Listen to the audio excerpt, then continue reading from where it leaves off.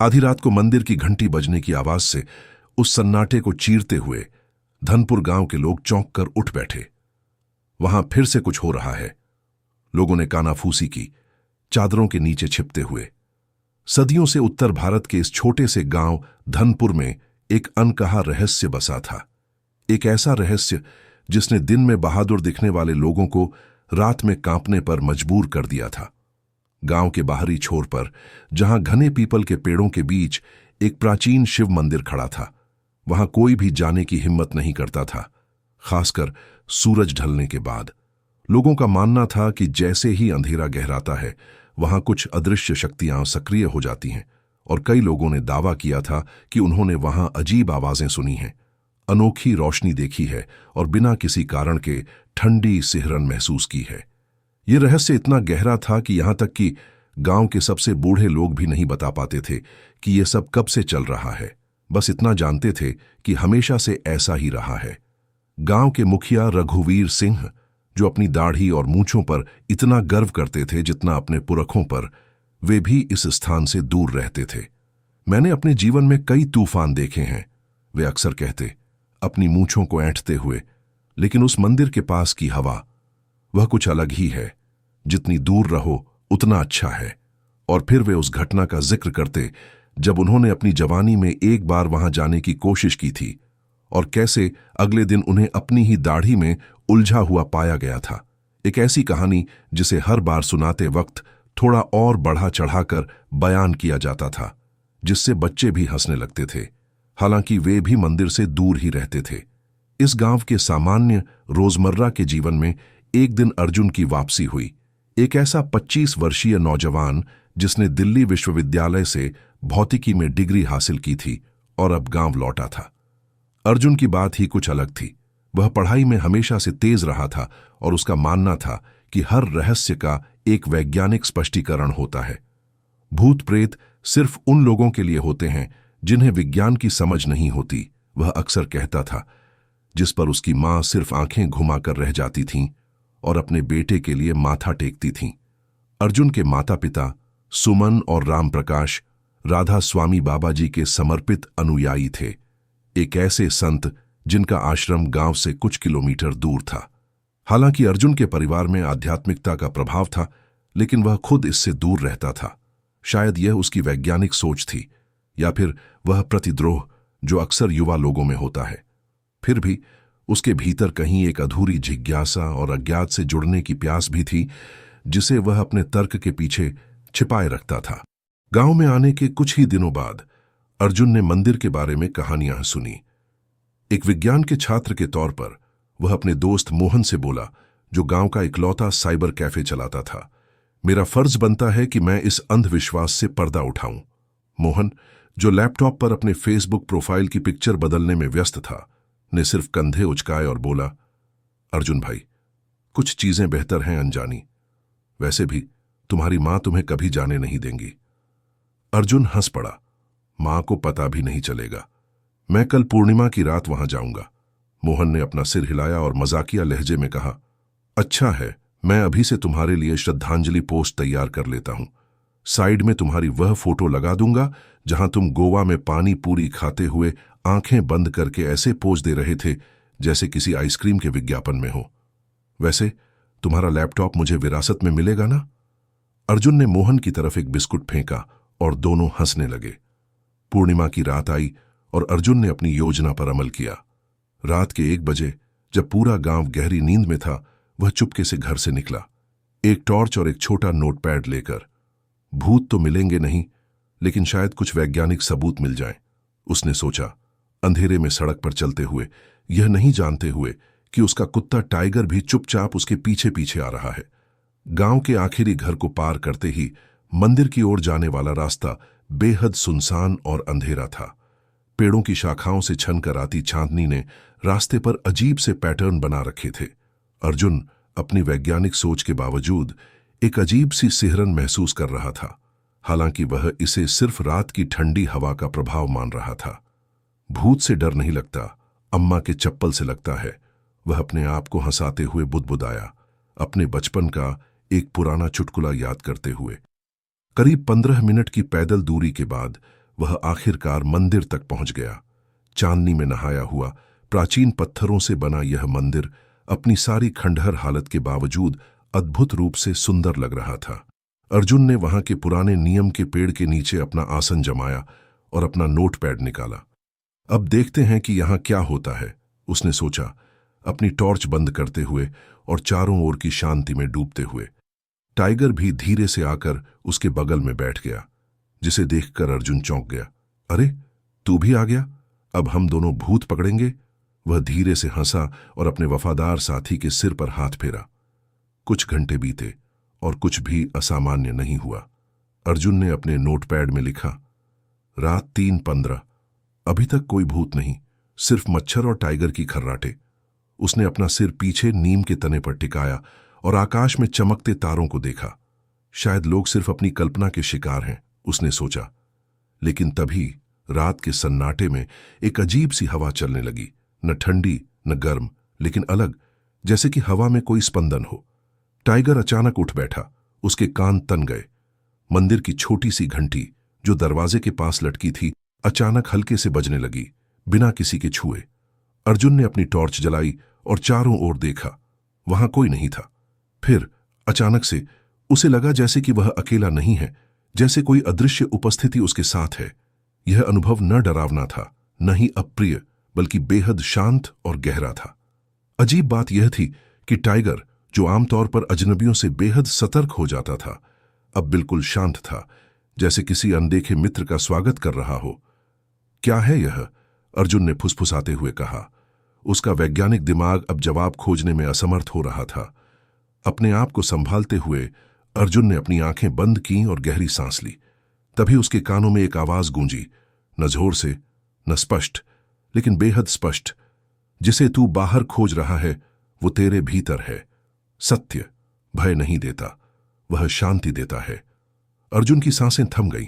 उसके शरीर में एक अजीब सी ऊर्जा का संचार हुआ, जैसे कोई प्राचीन ज्ञान उसमें प्रवेश कर रहा हो।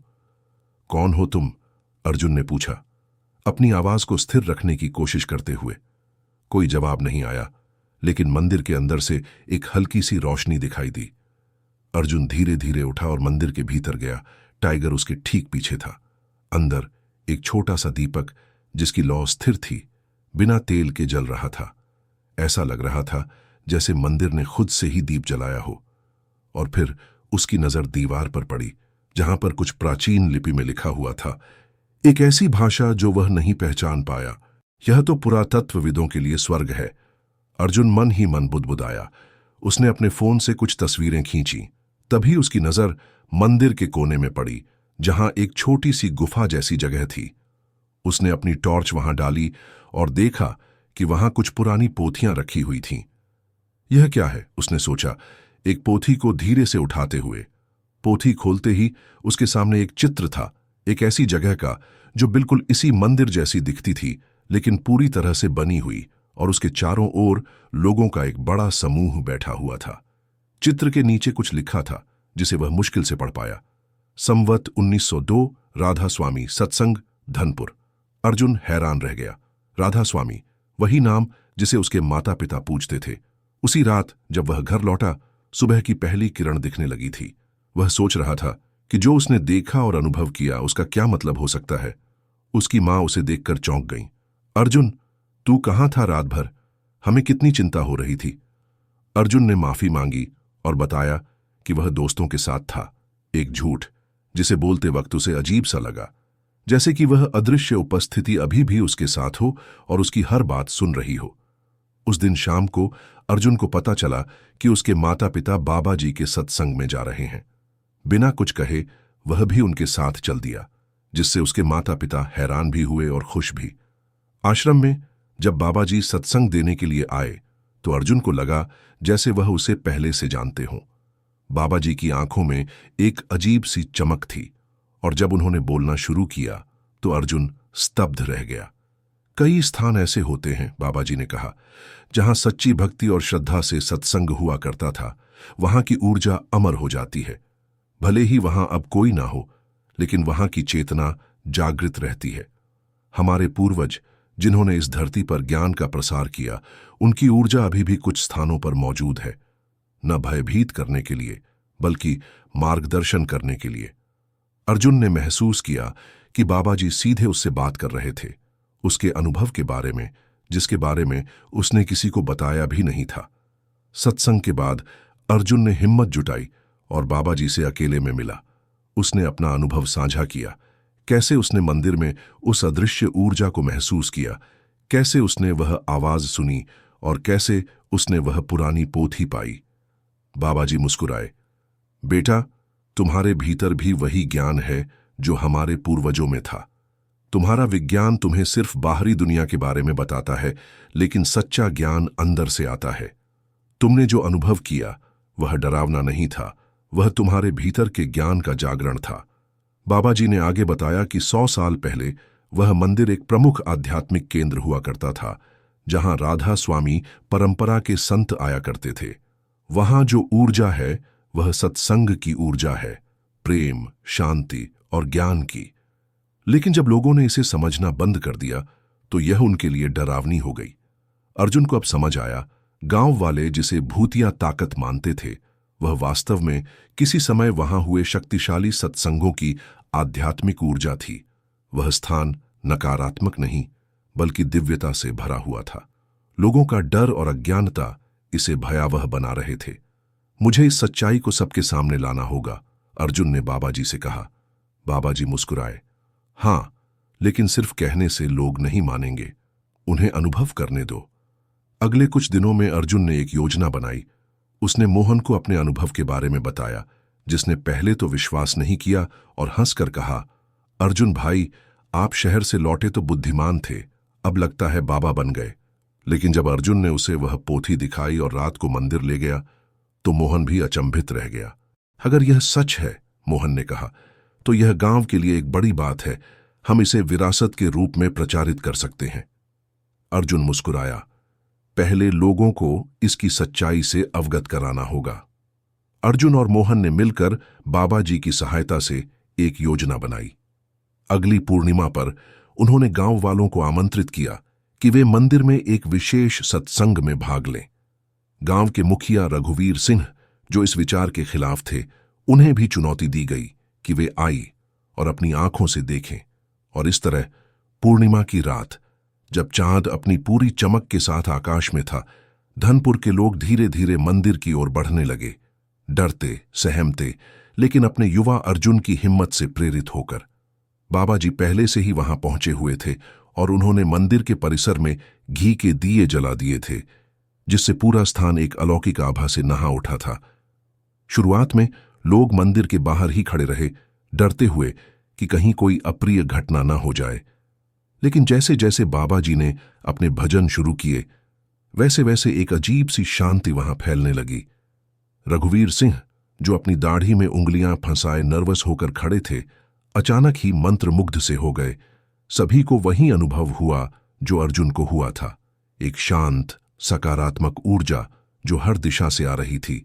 सत्संग के बीच में बाबा जी ने मंदिर के इतिहास के बारे में बताया, कैसे यह एक समय में आध्यात्मिक जागृति का केंद्र था, कैसे यहां राधा स्वामी परंपरा के संत आते थे और कैसे यहां की ऊर्जा अभी भी जीवित है।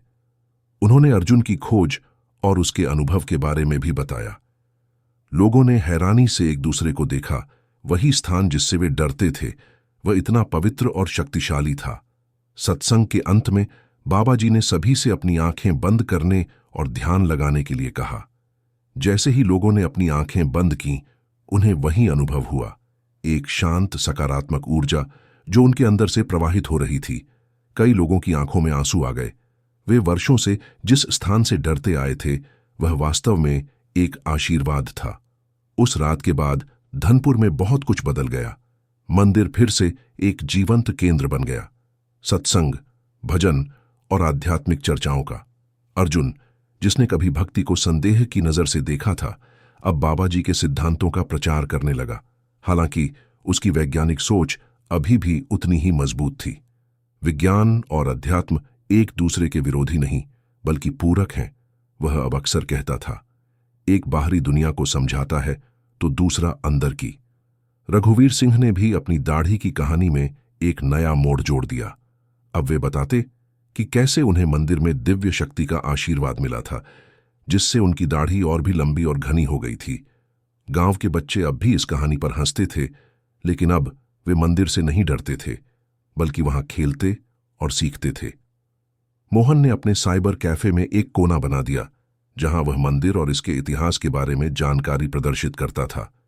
धीरे धीरे आसपास के गांवों से भी लोग आने लगे और धनपुर एक छोटे से आध्यात्मिक पर्यटन स्थल के रूप में विकसित होने लगा। अर्जुन के लिए यह यात्रा उसके जीवन के सबसे महत्वपूर्ण अनुभवों में से एक बन गई। उसने सीखा कि विज्ञान हमारी बाहरी दुनिया को समझने में मदद करता है, लेकिन हमारे भीतर की दुनिया को समझने के लिए हमें अपने दिल की आवाज सुननी होती है। वह अब भी अपनी वैज्ञानिक खोजों में व्यस्त था, लेकिन साथ ही वह हर हफ्ते बाबा जी के सत्संग में भी जाता था। और हर पूर्णिमा की रात जब चांद अपनी पूरी चमक के साथ आकाश में होता, अर्जुन मंदिर जाता और वहां बैठकर शांति से ध्यान करता, उस अदृश्य ऊर्जा के साथ संवाद करता जिसने उसके जीवन को बदल दिया था। टाइगर अब बूढ़ा हो चला था, लेकिन अभी भी वफादारी से अर्जुन के साथ रहता था, जैसे वह भी उस दिव्य ऊर्जा को महसूस करता हो। गांव के रहस्यमयी कोने ने अर्जुन को सिखाया कि हर अंधेरा, हर रहस्य डर के लिए नहीं होता। कभी कभी वह हमें हमारे भीतर के प्रकाश की ओर ले जाने के लिए होता है। जब हम अपने डर को परे रखकर सच्चाई को देखते हैं, तो हमें पता चलता है कि अक्सर हम जिससे सबसे ज्यादा डरते हैं, वही हमारे जीवन का सबसे बड़ा आशीर्वाद बन सकता है। अब जब भी कोई अर्जुन से पूछता कि क्या भूत प्रेत वाकई में होते हैं, तो वह मुस्कुराकर कहता, हाँ और नहीं। जिसे हम भूत कहते हैं, वह अक्सर हमारे अपने डर का प्रतिबिंब होता है, और जिसे हम दिव्य शक्ति कहते हैं, वह हमारे अपने भीतर के प्रकाश का बाहरी रूप।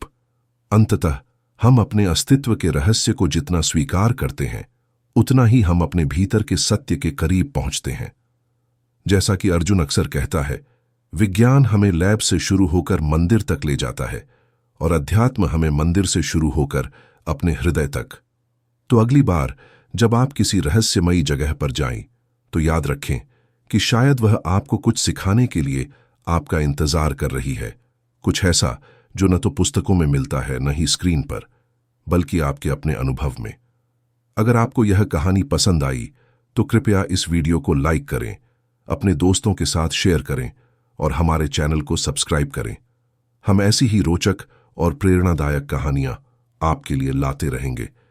आपके समर्थन के लिए बहुत बहुत धन्यवाद।